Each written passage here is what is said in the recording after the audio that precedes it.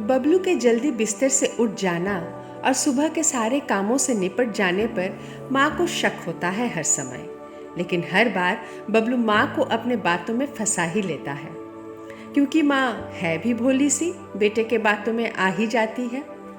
अगर गौर फरमाया जाए तो देखा जाएगा कि यह सुबह जल्दी उठना और हर कामों से निपटकर स्कूल का होमवर्क करके तैयार होकर स्कूल के लिए निकल जाना ज़्यादातर उन दिनों होता है जब बबलू के पापा की ए शिफ्ट की ड्यूटी होती है। पापा जब सुबह 4 बजे ही निकल जाते हैं फैक्ट्री के लिए और आते हैं दोपहरी में। बबलू के ये सारे पैंतरे उसकी फर्स्ट लव के लिए था।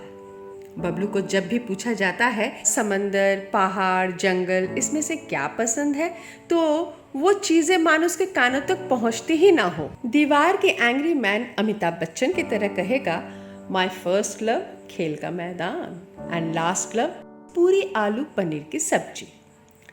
8 लोगों के परिवार में कमाने वाला अगर एक हो तो वहाँ पूरी कम ही तली जाती है।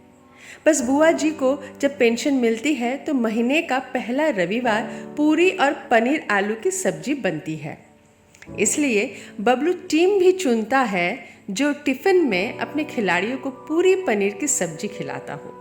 बबलू मात्र 13 साल की उम्र में झरिया के पूरे कोलियारी कॉलोनी में बहुत ही प्रख्यात हो गया है, मिडफील्डर के नाम से। फुटबॉल मानो बबलू के पांव से बात करती हो। टीम उसे भाड़े पर ले जाने लगे। भाड़ा यानी अच्छा टिफिन। पैसों से कोई मतलब नहीं है बबलू को, क्योंकि आर्थिक रूप से तंग परिवार में हर एक आना हिसाब में होता है। 1 रुपया भी ज्यादा या कम हो तो वो नजर में आ ही जाता है। वैसे भी बबलू के शौक कम ही है।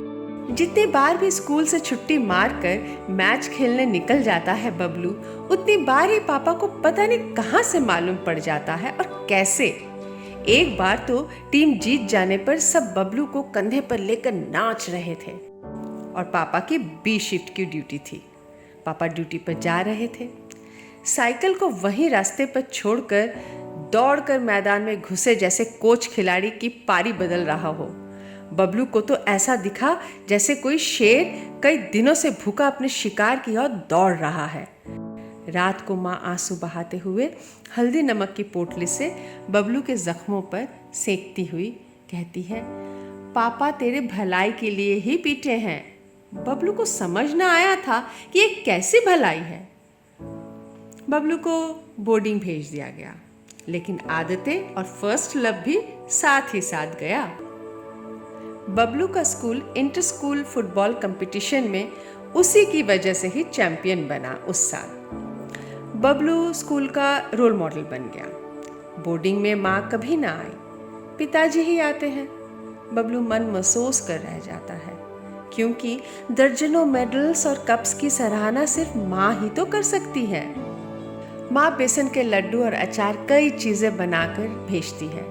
फिर उसी थैले में बबलू चुपचाप अपने मेडल्स और कप्स एक गमछे में मोड़कर रख देता है। जानता है कि माँ जरूर इन्हें संजो कर रखेंगी। 12वीं तक आते आते मालूम पड़ता है कि बड़े भैया को IIT में दाखिला मिल गया है।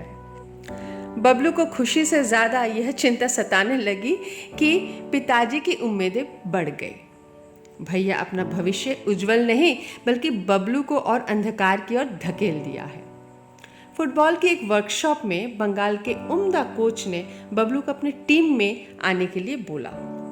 बबलू के पंख होते तो उड़ के तो कब का चला जाता, मगर वो महज पतंग है जिसकी डोर पापा के हाथों में है।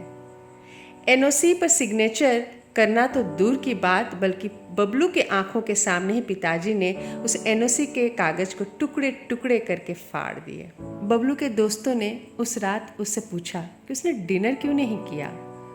बबलू तकिए में मुंह छिपाते हुए खूब रोया। उस दिन से दोस्तों ने बबलू में एक बदलाव देखा। बबलू अब खेल के मैदान जाना तो दूर की बात, मुड़कर भी नहीं देखता है। 2 महीने बाद ही बबलू ने मेडिकल की एंट्रेंस एग्जाम दी, लेकिन लिस्ट में उसका नाम न था। केमिस्ट्री ऑनर्स लेकर पास ही के एक साधारण से कॉलेज में दाखिला ले लिया। वहीं किसी मेस में भी रहने लगा। घर कम ही जाता है। पिताजी के ताने दुगने जो हो गए हैं। 1 वर्ष ऐसे ही बीत गया और एक दिन मेस के ही आसपास के टेलीफोन बूथ से झरिया के कोलियारी कॉलोनी में फ़ोन किया, शर्मा अंकल के घर। पूरे कॉलोनी में बस उन्हीं का तो फ़ोन था। बताया कि अंकल पिताजी को बता दीजिएगा कि मेडिकल में मुझे मिल गया है और अव्वल नंबर कॉलेज में मिला है। उसी शाम कोलियारी के कॉलोनी के हर घर में मिठाई का डब्बा पहुंच जाता है। खुद गर्वित पिताजी ने ही पहुंचाया है, लेकिन बबलू गोल पोस्ट के नीचे बैठा पूरी रात बिता देता है। देखते देखते 5 साल बीत गए। बबलू डॉक्टर बन गया है और उसी साल पिताजी गुजर गए। स्टेथोस्कोप देखकर बबलू पिताजी की प्रेशर माप ही रहा था कि पिताजी मुस्कुराते हुए आखिरी सांस ले ली। पिताजी की इच्छा थी कि गांव के घर में उनका श्राद्ध हो, जो उन्होंने बड़ी मुश्किल और तंगी में भी पैसे जोड़कर बनाया है, जो बबलू और उसके बड़े भाई को कानो कान न खबर हुई। घर उन्होंने माँ के नाम पर ही कर दिया है, भविष्य का सोचकर कि कहीं बेटों ने इस बुढ़िया को अपने घर में जगह न दी तो। बबलू को पिताजी की दूरदर्शिता पर गर्व और हैरानी भी होती है। पहली बार बबलू गांव के घर में आया है और पश्चाताप के आंसू बहने लगते हैं जब देखता है कि एक कमरा उसके नाम पर है और उस कमरे की दीवारें बबलू के खेल के मैदान के हर उम्र के फोटो फ्रेम से सजी है।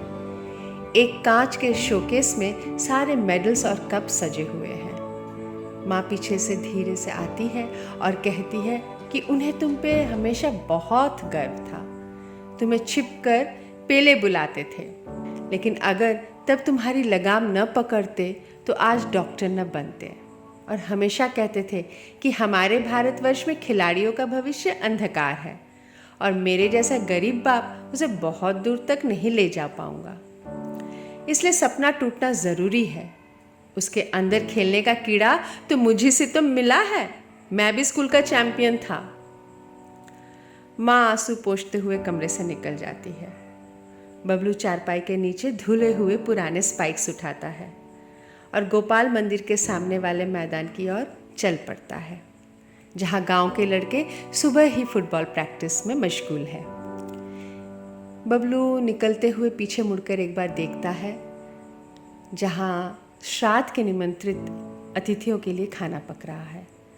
उस बड़े से काले कढ़ाई में पूरी तली जा रही है और शायद कहीं आलू पनीर भी बन रहा होगा। बबलू को अब मालूम है कि ज़रूर ये पिताजी ही बोलकर गए होंगे, क्योंकि उन्हें मालूम है कि उनके पेले का लास्ट लव क्या है।